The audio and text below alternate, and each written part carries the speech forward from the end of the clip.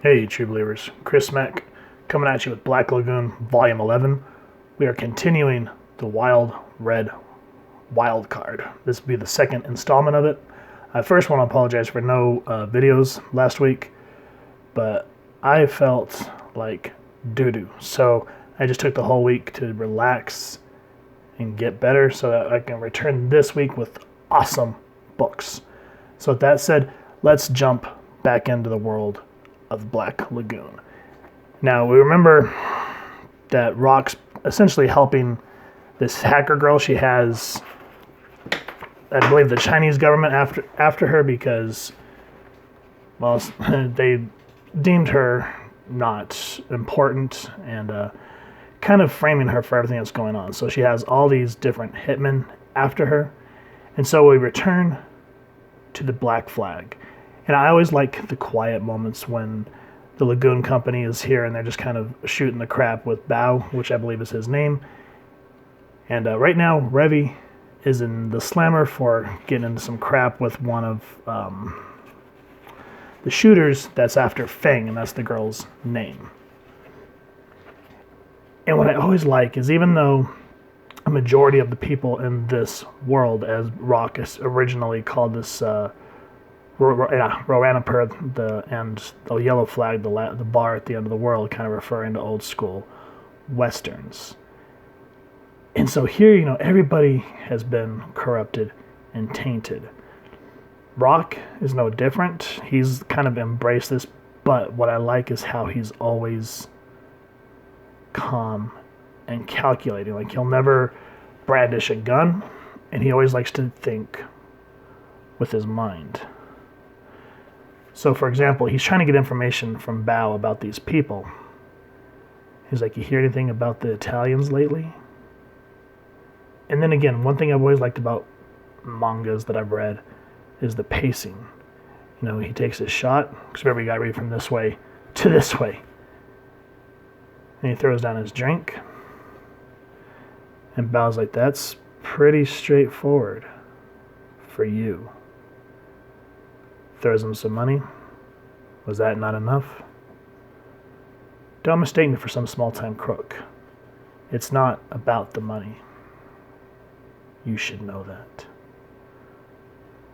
So again, Rock just sitting there, taking his shots, trying to figure out how everything that's been going on in Roanapur has been going down.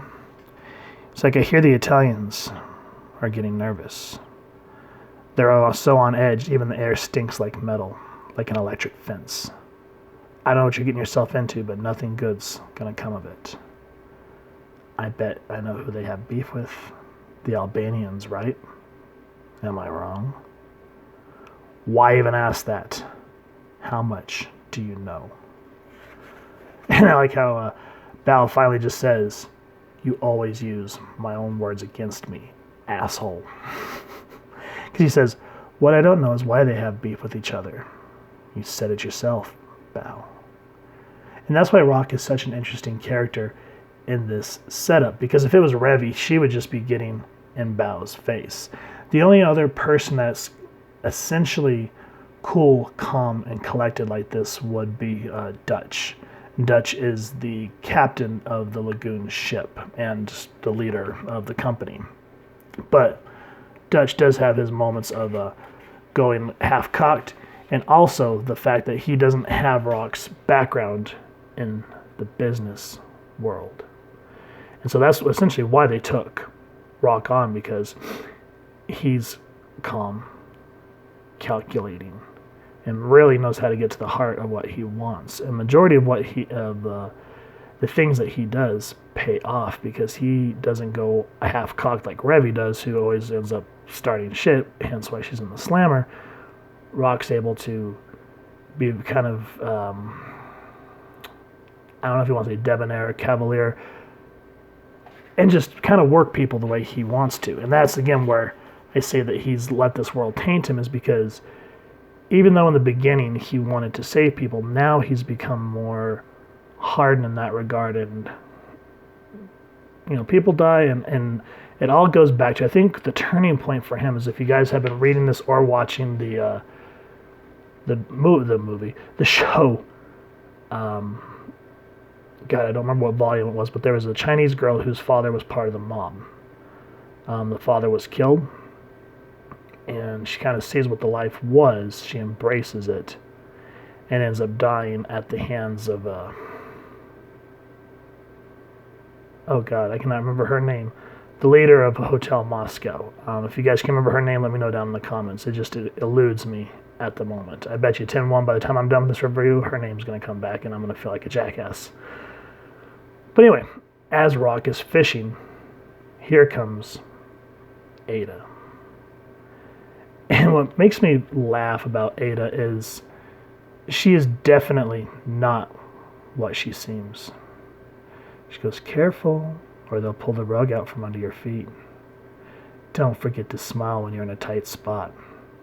You gotta laugh before the devil does, honey. And so with Ada, she works for the ripoff church here in Roanapur. You do, again, this is going to be a huge spoiler alert, so if you've never read or watched Black Lagoon, I suggest pausing this video and kind of going and getting yourself a little more educated.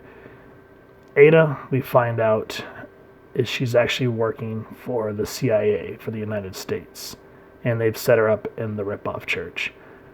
But even though Ada is essentially deep cover, she plays it up really well, and I don't know if it's because herself she has her own ulterior motives.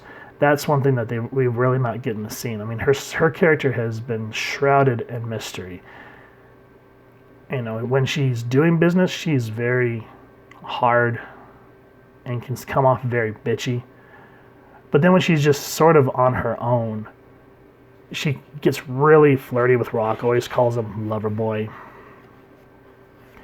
And I think, in a sense, it's a ploy to get close to him. And the same thing with Rico. I don't know if Rico is part of this life or if he's part of the CIA. Again, he's another X factor that we know nothing about. And that's what I like, is because we're 12 volumes in, and there's still a whole lot of story to unfold. And that's why when it took forever for these last few volumes to come out, I'm like, come on, man. I've not read these in years. So now that I see volume 13, I think it is. What volume is this? This is volume 11. So 12's coming out. Brr, not enough coffee. But anyway, so I was like, yeah, I should probably start reviewing this a little more. And so anyway, Rock's talking about here with Ada how he's going to get Revy out. And even though, like I said, Ada kind of has her own motives, there's something about Rock that she likes, because she agrees to work alongside him. And I like how she's like, there's a pretty fancy drink you're having. Personally, I prefer something a bit more smoky. And then she's like, let's go, Rico. Yes, ma'am. It's sister. Once I report this to Sister Yolanda, we're going to get cracking on it. So let's get moving. You work him like a dog as usual. Ada, how do I contact? I told you, didn't I? I know everything. I'll swing by. Jackpot little pigeons, where you guys are staying. After dawn. And see, I like how she says, I know everything. And again, it kind of trips me out that Rock can't put two and two together. I think he does, and we'll reference that here in a minute. So after you get kind of the heavy plot, you kind of jump over to where Fang and Rock are staying for the moment. I can't remember this guy's name either. He is the local pimp, essentially, that runs the strip club. So after you get all this heavy plot and dialogue set up, at least there's a moment of levity. And I like how he's like, what a shame. And you're thinking, what is he talking about? And you turn the page, so Fang's hanging out with all the hookers. You ain't so bad looking, but you're, and I'll let y'all read that. What does that matter? I personally place no value on them. But customers shell out more for big, you can read that. What do you think about implants? She's like, yeah, I used to be a B cup, but now look at them. And even though this is terrible, for what this book is, you have to kind of laugh, because you could tell that this is not Fang's world. Anyway, then Rock enters. Oh, Julian, that's the guy's name. She's like, she wanted me to tell you the nun from the ripoff church is here. And then here, this is what I was talking about a minute ago with Ada. She goes, Rock? Yeah. That nun. I don't know how to put it, but I get a bad feeling from her. She seems like a real bitch, but I don't know. It's like it's an act. Like she's keeping her distance. I can just tell. So this just coming from a neighborhood stripper. And I like how Rock here, how the artwork here, look at how his face becomes covered in shadow, and he goes, Leela, if I were you, I wouldn't repeat that anywhere. Nothing good will come of it. Just forget about it. Okay, if you say so. And again, pacing, slowly walking down this empty hall, just tick, tick, tick. Because you can see Rock knows that she's onto something, but, you know, there's something bigger going on than her. And again, Ada, she doesn't exactly play the greatest of nuns. She goes, I may be a servant of God, but I'm not a big fan of the morning sun, because her and Rico are getting smashed with Rock. And here's where a lot of the plan comes into play. She goes, first, the Albanian Mafia. They originally the KLA thugs. The Kosovo Liberation Army. The members of Sigurumi. If I pronounce that wrong, feel free to make fun of me. The Albanians joined them later. Thanks to the geopolitical situation, they're now an emerging force in Eastern Europe. And I like how Ren Hare, I think is how you pronounce his name, how he kind of gets into depth of international stuff, talking about all the different type mafia stuff. I don't know if he independently researches it or if he pulls it out of his ass, but he's able to really spin a good tale in that sense.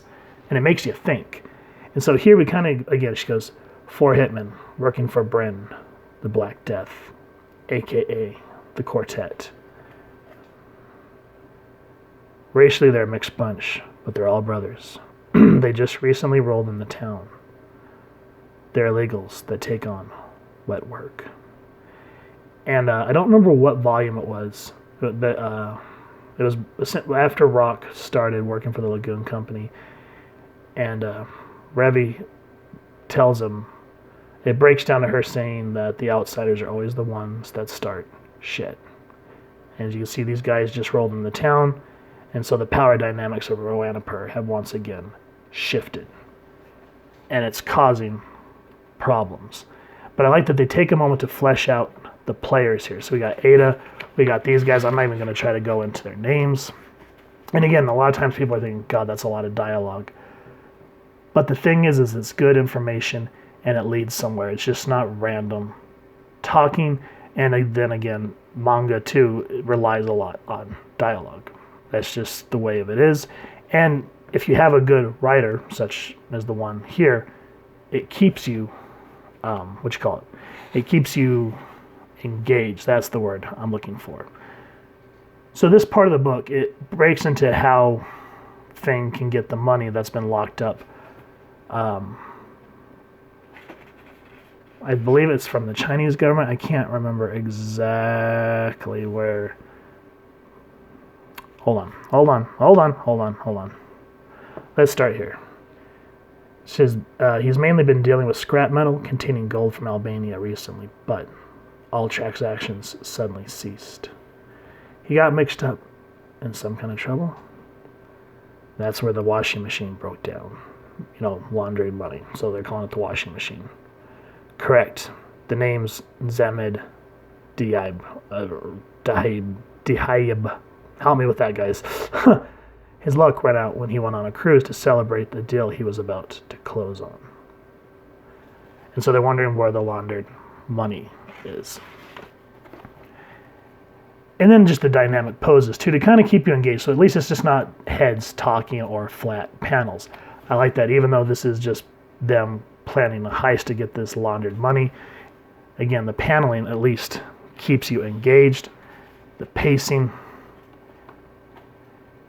And the problem is Fang says, okay, I can do all the arm work, but the problem is I'm offline.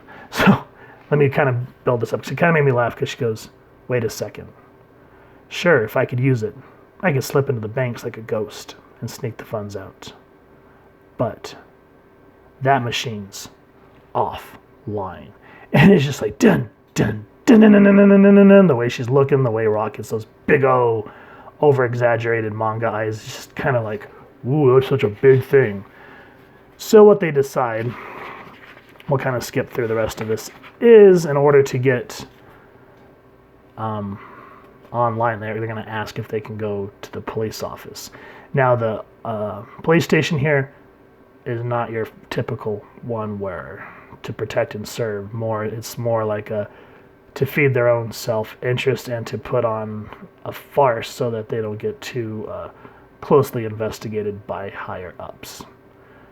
So here we have a moment with the quartet that we were just talking about a moment ago. He goes, hey, bro, why are the Chinese so unfriendly? I agree, they don't believe in God. They're going to hell. What are we going to do? Rob's our brother. Rob's the one that got into some crap with Revy and ended them both up in the slammer. We're guests in this city. We need Bryn's approval to even negotiate with them. Why are you going to throw all the trouble? We still got to help them even if they say no. Calm down. Remember Hebrews 10:36. For you have need of steadfast patience. But we don't have time. You don't want to help them out? And so you can kind of see that this character is more of the cool customer, the collected one, and then this guy's more of the hothead of that group. And they're parked at the police station. They see Fang and Rock. They're like, wait. Don't try to change the park, saying, look, that's our target. He's walking to the station. And then we enter, and this guy's name eludes me. Some of these names, like these characters that they don't use a lot, Sainsack. Because the main officer, who's, I guess, allegedly on vacation, is WhatsApp. He's the police officer that we've seen in several of the other volumes. And this guy's more of a hard ass. He goes, I'm not talking to you. Word is, headquarters sent somebody from the disciplinary board. That's not like you. What do you have to be afraid of now? Shut up.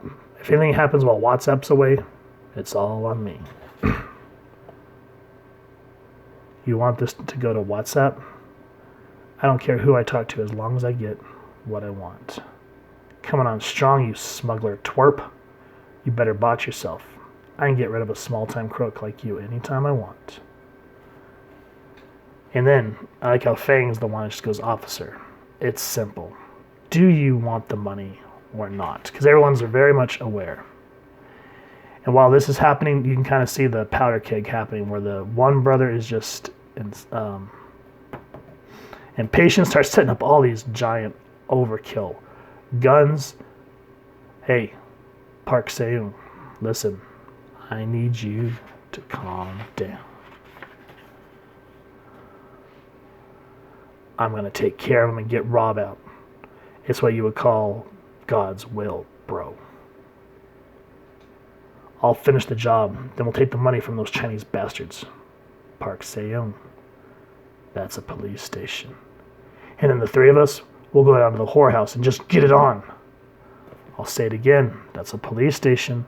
A police station, Park Seung. No worries, bro. The police ain't gonna get me.